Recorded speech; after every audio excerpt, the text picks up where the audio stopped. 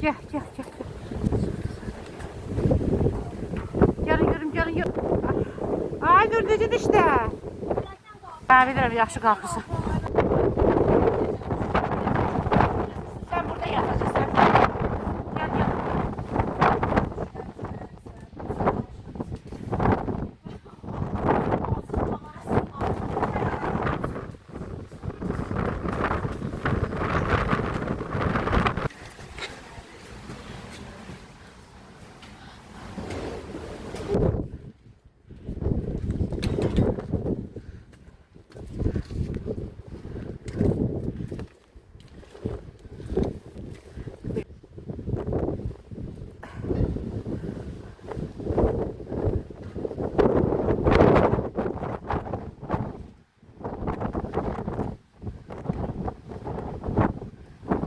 Aynur bir başı kaldır arada.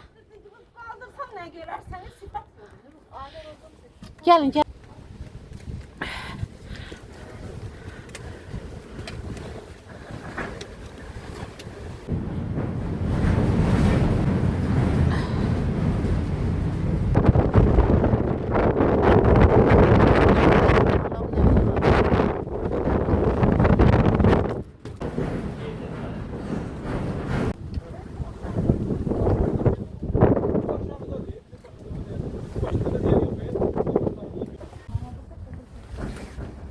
Aynur. Gel səni çəkim. Aynur. Mənim şəkil çəkəcək vidim var, sən Tək sən hamını tutmusan qabağını. Telefon şəkildə çəkir. Ay sağ ol. Hə. Orada dur. Babəkin yanına gir. Çare baba. Baba. Davay. Sonra rəhlisini götürərdiniz də, rəhlisini. Ayaqqabısı rəhlidir. Çıxart ayaqqabını yuxarı. Ama yine de tek gel. Hə, biz tez gəldik. Mən dedim görüşkərəm.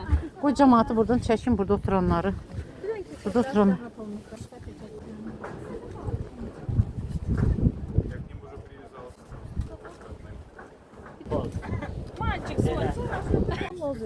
Ha, mucuqda. Foto, video. Mucuqda düzdür. Mucuqda çəkdim.